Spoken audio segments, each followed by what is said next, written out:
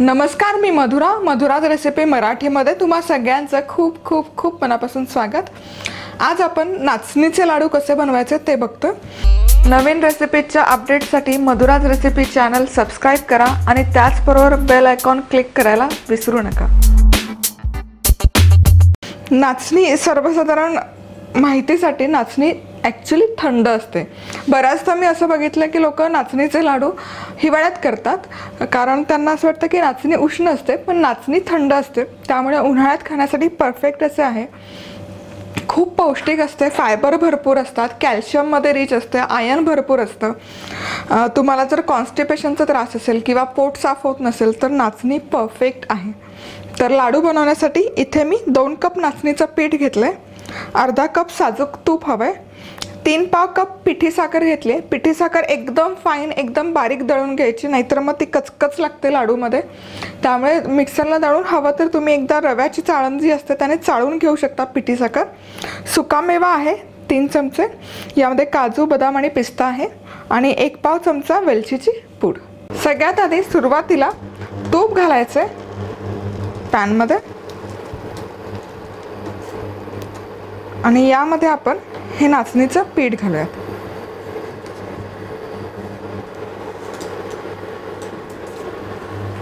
आता हे मिसळून घ्यायचं, आणि आपण साधारण बेसन लाडू करतो तशीच प्रोसेस आहे। ही नाचणी मध्यम आचेवर मस्त अशी भाजून घ्यायची, साधारण एक 8 ते 10 मिनिट तरी लागतात हे व्यवस्थित भाजून व्हायला। आता हे तूप पूर्ण ॲब्झॉर्ब झालंय नाचणीमध्ये, पण या नाचणीमधून तूप सुटेपर्यंत आपल्याला हे नाचणीचं पीठ भाजून घ्यायचं, आणि हे मीडियम हीटवरच करायचं आहे। एकसारखं मिक्स करून भाजत राहायचं। तूप थोडंसं कमी वाटलं तर तुम्ही एखाद दुसरा चमचा तूप यामध्ये वाढवू शकता।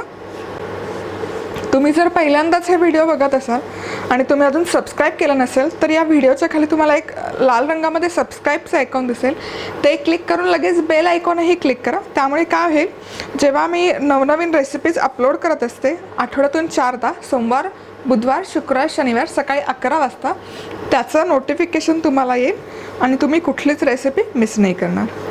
आता इथे ही नाचणी मी मीडियम हीटवर एकसारखी हलवत एक 7 ते 8 मिनिट भाजून घेतलं हे नाचणीचं पीठ। जेव्हा आपण पीठ घातलं तुपामध्ये तेव्हा ते एकदम ड्राय होतं, पण आता तुम्ही बघू शकाल इथे या नाचणीवर हे असं तूप तरंगतंय, याचा अर्थ आपलं पीठ हे छानसं असं भाजून झालंय। तूप सुटायला लागलं नाचणीच्या पिठातून, याचा अर्थ ती नाचणी व्यवस्थित भाजलेली आहे। आता काय करूयात, आता एक सेपरेट डिश घ्यायची, आणि यामध्ये हे आपण पीठ काढून घेऊयात भाजलेलं। थोडंसं आपल्याला हे कोमटसर करून घ्यायचं, थंड करून घ्यायचं। चला तर मग इथे नाचणीचं पीठ थोडंसं थंड झालंय, खूप थंडगार नाही करायचं, खूप गरमही नको, थोडंसं कोमटसर हवं, म्हणजे मग त्याचे लाडू छान वळले जातात।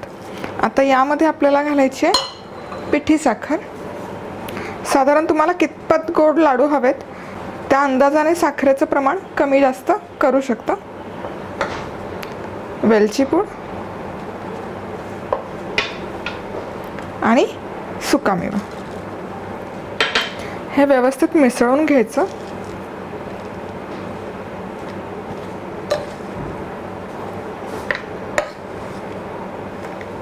इथे पिठी साखर व्यवस्थित घोळून घेतली आहे मी भाजलेल्या नाचणीच्या पिठाबरोबर।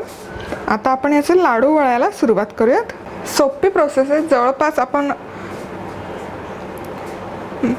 बेसनचे लाडू कसे करतो तसेच हे लाडू पण बनवतो।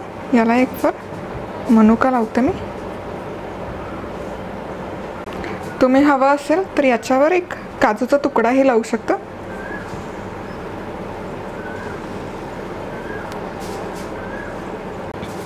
लाडू वळायला थोडंसं हे टफ असतं, नाचणीचे लाडू वळायला थोडंसं ताकद लागते।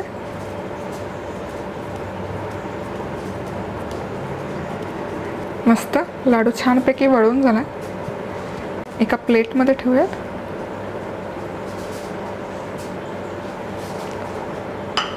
तर याच पद्धतीने सगळे लाडू वळून घ्यायचे। मनुका ऑलमोस्ट दिसत नाही तरी पण मी लावते। नाचणीचे लाडू बनवून तयार आहे। तर जेव्हा आपण 2 कप नाचणीचं पीठ घेतो त्यामध्ये साधारण 12-13 मध्यम आकाराचे लाडू व्यवस्थित बनतात। तर हे लाडू तुम्ही हवाबंद डब्यामध्ये ठेवू शकता, महिनाभर व्यवस्थित टिकतात, काहीही होत नाही आणि उन्हाळ्यामध्ये खाण्यासाठी अतिशय पौष्टिक अशी ही रेसिपी आहे।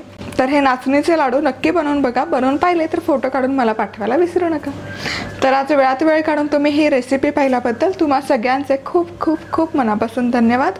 पुन्हा भेटूयात अशाच एका छानशा रेसिपीबरोबर। तोपर्यंत मस्त राहा, खुश राहा, आनंदी राहा आणि सगळ्यात महत्त्वाचं खात राहा।